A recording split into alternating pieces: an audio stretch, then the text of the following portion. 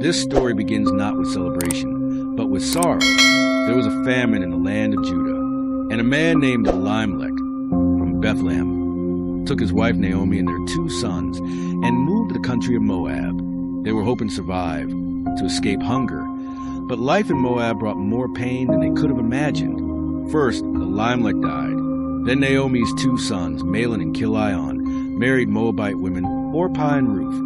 But after 10 years, both sons also died. Naomi was left alone. No husband, no sons, no grandchildren. In a foreign land, with only her 2 daughters-in-law. Heartbroken and weary, Naomi heard that the Lord had provided food again in Judah. So she decided to return home. And as she began her journey, Orpah and Ruth came with her. But on the road, Naomi stopped and turned to them. "Go back, each of you, to your mother's home," she said. "May the Lord show you kindness, as you have shown kindness to the dead and to me."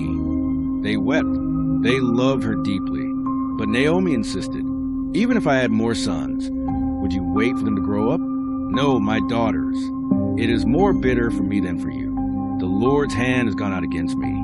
Orpah kissed her goodbye, and through tears she returned home. But Ruth clung to her. Naomi tried again to send her away, and then Ruth spoke some of the most beautiful, powerful words in all of Scripture. "Don't urge me to leave you or turn back from you. Where you go, I will go. Where you stay, I will stay. Your people will be my people, and your God, my God. Where you die, I will die, and there I will be buried. May the Lord deal with me, be it ever so severely, if even death separates you and me." Naomi saw Ruth's determination. She said, "No more," and together they walked back to Bethlehem. When Naomi and Ruth arrived in Bethlehem, the town buzzed. "Is this Naomi?" the people whispered.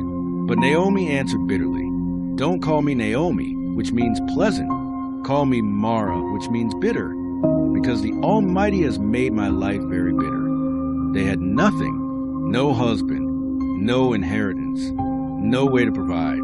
But Ruth didn't sit still. She offered to go and gather leftover grain in the fields, according to the law that allowed the poor to follow behind the harvesters. And by God's providence, she ended up in the fields of a man named Boaz. Boaz was a wealthy landowner, but more importantly, he was kind, generous, and a relative of Elimelech. When Boaz saw Ruth working, he asked his workers, "Who is that young woman?" They replied, "She's the Moabite who came back with Naomi." Boaz walked over to her and said, "Don't go to any other field. Stay here with my workers. I've told the men not to lay a hand on you. And when you're thirsty, drink from the water jars they filled." Ruth bowed low and asked, "Why have I found such favor, though I'm a foreigner?" And Boaz replied, "I've heard all that you've done for your mother-in-law, how you left your homeland and came to people you didn't know. May the Lord repay you. May you be richly rewarded under his wings." All day, Ruth gathered, and Boaz even told his workers to leave extra stalks behind for her. When she returned to Naomi with her arms full, Naomi's eyes widened. "Where did you glean today?" she asked. Ruth told her everything. "His name is Boaz." Naomi sat up with new hope. "That man is our kinsman-redeemer." In Israel, a kinsman-redeemer was a close male relative who could marry a widow, protect her family line, and restore her inheritance. And so Naomi had a plan. She told Ruth, "Wash, put on your best clothes, and go to the threshing floor tonight where Boaz will be sleeping. When he lies down, uncover his feet and lie there. He will tell you what to do." Ruth obeyed. That night, Boaz awoke startled. "Who are you?" he asked. "I am your servant, Ruth," she said. "Spread the corner of your garment over me, since you are my kinsman-redeemer." Boaz was deeply moved. "The Lord bless you. You have shown even greater kindness now than before. You could have chosen younger men, rich or poor, but you didn't. I will do all you ask. But there is one man more closely related than I. If he refuses, I will redeem you." And he sent her home with grain, enough for both her and Naomi.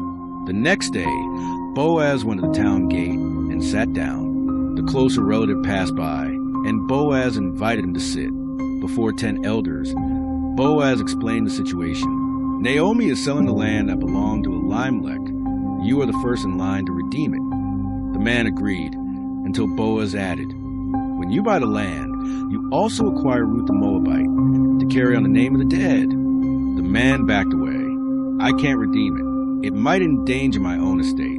You redeem it. So Boaz stood, lifted his voice, and declared before the elders, you are witnesses today that I have bought from Naomi all that belonged to Elimelech, Mahlon, and Chilion. I have also taken Ruth the Moabite as my wife, to maintain the name of the dead with his property.